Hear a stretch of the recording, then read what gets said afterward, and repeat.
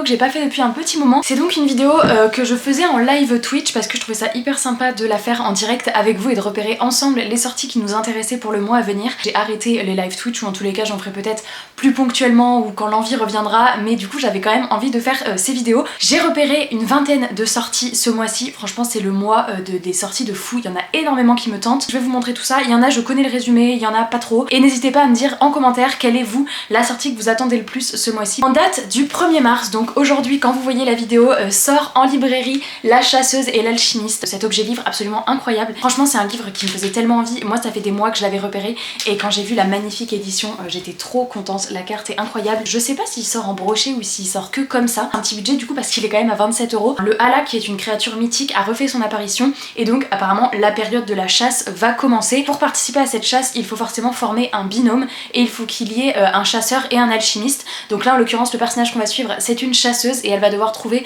un alchimiste pour créer un binôme et pour participer à cette chasse. Au-delà du fait que l'objet livre soit absolument magnifique, on est dans un univers de fantasy avec un côté très épreuve comme j'adore et j'ai bien hâte de voir ce que ça va être parce qu'en plus forcément il va y avoir de la magie. J'ai commencé à voir un ou deux avis qui sont pour l'instant très positifs.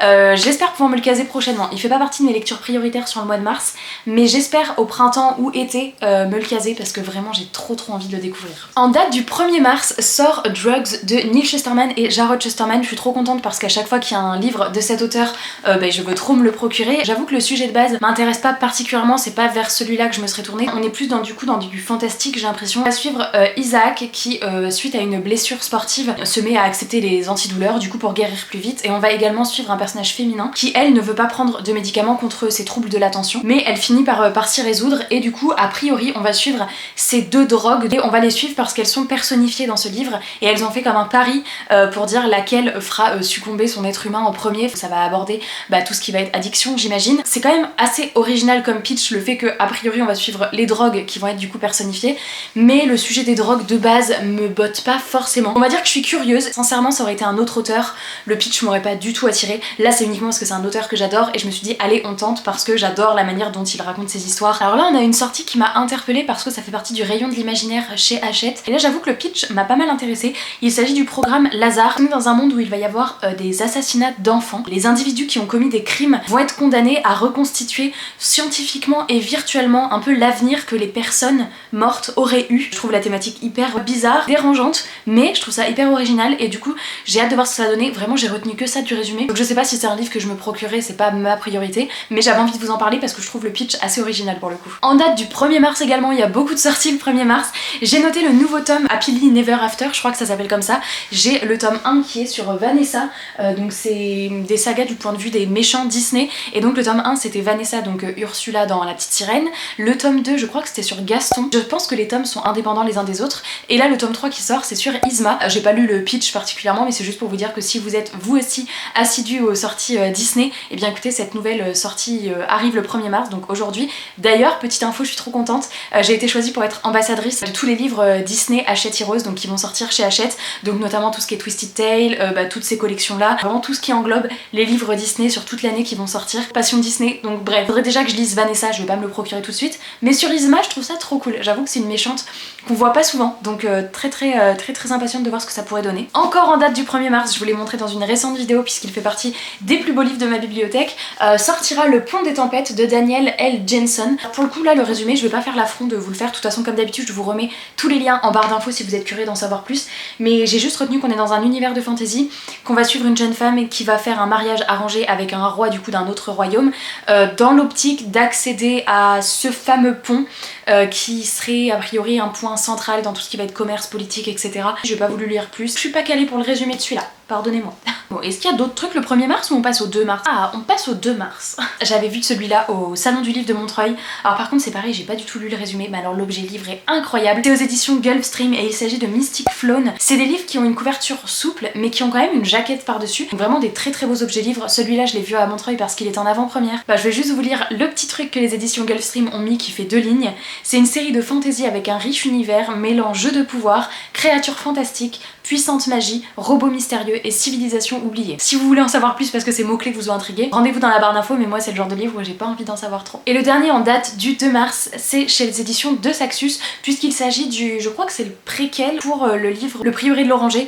Donc ils sortent une édition absolument incroyable. Bon, moi le Prieuré de l'Oranger, j'avoue que j'ai les 2 tomes version poche. J'ai pas trop lu sur quoi ça allait porter, mais je pense qu'on se le procurera. Alors peut-être on attendra la sortie poche. Si vous avez adoré le Prieuré de l'Oranger, si vous êtes tombé amoureux de l'univers, sachez qu'il y a ce tome qui arrive, donc c'est un préquel et qui est là aussi une énorme bricasse. Et pour ceux qui ne connaissent pas, on est dans de la fantasy plutôt adulte là pour le coup, complot politique, il y a des dragons, de la magie, c'est un univers tellement riche, dense. J'avais mis 200 pages à rentrer dedans, mais j'avais fini par rentrer dedans et j'avais adoré. On va passer en date du 8 mars et l'une des sorties est notamment en lien avec Hachette Heroes Disney. C'est le nouveau Twisted Tale qui va sortir et donc d'ailleurs on m'a dit que j'allais recevoir cette semaine, donc là je l'ai pas en main propre pour vous le montrer et c'est bien dommage parce qu'il a l'air absolument incroyable. De ce que j'ai compris, ils vont probablement peut-être ressortir les autres en hardback, mais je me mets à la place de tous ceux qui ont déjà des versions brochées, ils vont pas acheter tous les reliefs. Et donc il s'agit de celui sur Tiana, donc c'est et si Tiana avait conclu un pacte avec le Maître des Ombres, je crois que c'est ça. Comme tous les Twisted Tale, j'avoue qu'il me fait envie. La Princesse et la Grenouille en plus c'est un Disney que j'adore, donc il me fait vraiment encore plus envie que certains autres que j'ai, et l'objet livre est absolument magnifique. Je peux pas vous en dire beaucoup plus, si ce n'est que la collection des Twisted Tale,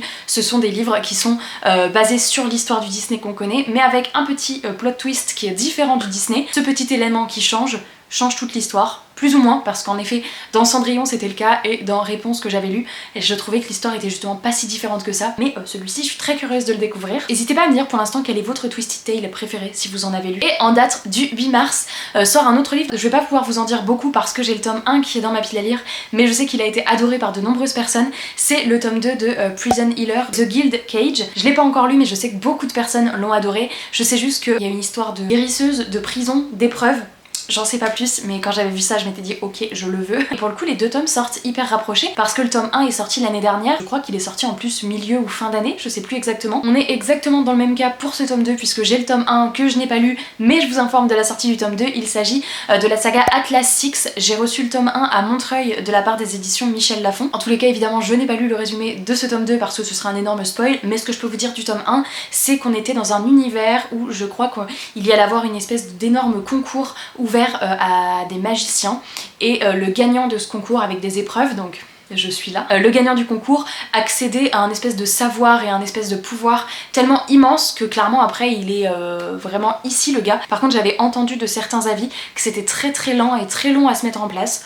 J'avais pas lu plus d'avis que ça, mais en tout cas c'est les échos que j'avais pu en avoir, mais en tous les cas le tome 2 arrive. Alors là j'ai juste flashé sur une couve, j'ai absolument pas lu le résumé, je sais même pas si c'est une BD ou un roman, mais je vous le glisse là au cas où vous aussi ça vous intéresse et si vous êtes jeunesse. J'ai flashé sur cette couve qui est tellement colorée, tellement peps. Les succulentes aventures de Mila et Bulle, c'est un tome 1. Là on est sur du très jeunesse. La couve elle m'a donné le smile, elle m'a mis de bonne humeur, donc je me suis dit ok, je vais le remettre. On passe en date du 15 mars avec un livre que je pense vous êtes nombreux à attendre. Il s'agit de Mémoire de la forêt de Michael Brun-Arnaud, illustré par Sanoé, qui va sortir chez l'École des Loisirs, que j'ai reçu depuis un petit moment, mais du coup plus j'ai attendu maintenant, plus je me dis mais il a quand même une couve qui fait hyper automnale. Donc je sais pas, pour l'instant il est dans ma pile à lire. Si jamais j'ai l'envie de le lire dans les jours, semaines à venir, écoutez je me lancerai dedans, mais si je peux attendre, j'avoue que le lire au mois d'octobre-novembre ça peut être parfait aussi. Et puis de toute façon comme il faudra attendre le tome 3 et le tome 4, c'est pas gênant d'attendre et de le lire à l'automne, ça peut être parfait l'ambiance automnale. Regardez la couve, vraiment trop bien. Dites-moi ce que vous comptez faire. C'est vrai que ça donne trop envie d'attendre d'être sous un plaid et tout, mais à la fois j'ai tellement aimé le tome 1 que j'ai envie de lire ce tome 2, mais je sais pas. Alors là on a un livre que j'ai pas du tout vu passer, c'est vraiment en faisant mes recherches pour cette vidéo que je suis tombée sur la couve, j'ai adoré la couve, j'ai lu le résumé, ça m'a grave donné envie, donc je me suis dit je vais vous en parler. C'est également en date du 15 mars et il s'agit de Persona, la capitale de la lumière. Et on est dans un univers où il y a certains enfants qui vont être touchés par la lumière et qui du coup vont développer un don magique. C'est pas hyper positif puisqu'après ils sont méprisés et vraiment craints dans la société, et à leurs 18 ans un terrible choix va s'offrir à eux. Vous vous mariez et du coup vous devez accepter de perdre vos pouvoirs et donc vous revenez un peu à la société en mode normal, ou alors vous souhaitez conserver votre don mais du coup vous rejoignez le culte de la lumière et du coup vous perdez votre liberté. On va suivre un personnage qui elle refuse ça puisqu'elle souhaite et conserver sa liberté, faire ce qu'elle veut de sa vie, mais garder sa magie également, donc j'imagine que ça va pas être vraiment possible. Ça sort chez Hachette, ça a l'air pas mal, je sais pas ce que vous en pensez, et donc c'est un tome 1, donc une saga, mais je ne sais pas combien de tomes il y aura. En date du 16 mars, j'ai repéré une sortie chez les éditions de Saxus, c'est Cendrillon est morte, et on est dans un monde où chaque année je crois il y a un bal qui est organisé, des des hommes peuvent choisir leur future femme uniquement basée sur l'apparence. Et on va suivre une jeune fille qui elle veut être un peu loin de tout ça. Finalement l'histoire de Cendrillon ne s'est pas aussi bien passée que ce que le royaume veut laisser entendre. Réécriture de Cendrillon, c'est l'un de mes Disney quand même fave, donc c'est sûr que celui-ci je le lirai à un moment donné. On passe en date du 22 mars, on arrive bientôt au bout, et là je me suis noté ce tome 2, je n'ai pas lu le tome 1, mais j'ai reçu le tome 1 il y a quoi, il y a 15 jours, 3 semaines, un truc comme ça. Je me le garde pour le printemps-l'été parce que c'est typiquement le genre de livre que je vais avoir envie de lire. Il s'agit de The Perfect Match. Ce qui m'a donné envie, c'est qu'on est quand même dans un truc un peu science-fiction, puisque c'est une espèce d'application qui définit qui est la personne faite pour vous. Donc au-delà d'une romance, c'est vraiment tout l'univers, tout ce côté science-fiction qui m'intéresse, et puis pourquoi pas la petite romance au printemps-été, une de temps en temps, ça ne me fait pas de mal. Donc le tome 2 arrive, je sais pas combien de tomes il y aura, mais là pareil, les 2 tomes sortent assez rapprochés, donc pourquoi pas. En date du 23 mars sort un livre que j'ai déjà lu et je pensais pouvoir vous le présenter en main propre, mais je pense que soit il va arriver aujourd'hui dans ma boîte aux lettres, soit demain, et il fallait absolument que je filme maintenant, donc je ne peux pas vous le montrer, mais il s'agit de Like Lark qui va sortir chez les éditions Lumen, et c'est un livre dont je vais vous reparler très vite puisque je l'ai déjà lu, et je vais vous en reparler dans le cadre d'une collaboration qui arrive fin mars, à peu près aux alentours de la sortie. Donc voilà, je ne vous en dis rien de plus, mais tout ce que je peux vous dire c'est qu'il va sortir en 2 éditions, une édition brochée que je vais recevoir aujourd'hui ou demain, et une édition reliée que je devrais également recevoir la semaine prochaine, et franchement l'édition reliée a l'air absolument incroyable. On est dans un univers où il y a plusieurs royaumes, chaque royaume est touché par une malédiction, et pour vaincre cette malédiction il faut participer à ce centennal. Et il va y avoir plusieurs règles et chaque dirigeant des royaumes vont y participer, donc il y a 6 dirigeants de 6 royaumes qui vont participer à ce centennal, je ne vous en dis pas plus. Et enfin le dernier livre que j'ai noté, et je pense que vous êtes nombreux à l'attendre, même si pour ma part faut que je lise le tome 2, il s'agit de La Carte des Confins. Alors c'est pas un tome 3 malgré ce qui est marqué sur plein de sites, c'est une sorte de préquel, donc ça se passe avant, donc ça ne spoile pas la série, si j'ai bien compris, j'espère pas dire de bêtises. C'est donc un tome compagnon qui va sortir en date du 30 mars, donc moi c'est pas une priorité parce qu'il faut déjà que je finisse la duologie, j'ai le tome 2 à lire. Et voilà, je sais pas combien de livres il y avait, mais il y en a un paquet énorme. Que des belles lectures en perspective. N'hésitez pas à me dire si certains de ces livres vous font également envie, si vous avez déjà craqué, précommandé, si vous avez déjà été en librairie en acheter, parce qu'on est le 1er mars, et comme il y en avait beaucoup le 1er mars, peut-être que vous avez déjà prévu d'en acheter qui sortait aujourd'hui. J'espère que cette vidéo vous aura plu, n'hésitez pas à me dire si vous voulez retrouver ce rendez-vous tous les mois du coup, parce que j'avais arrêté de le faire comme je vous disais, mais voilà, si je vois que ça vous plaît moyennement, je le ferai pas forcément tous les mois, mais si vous êtes au taquet et au rendez-vous, pourquoi pas vous préparer la même vidéo pour les mois à venir à chaque fois. Moi je vous fais plein de gros bisous, je vous souhaite de très belles lectures, et je vous dis à très bientôt dans une prochaine vidéo. Ciao!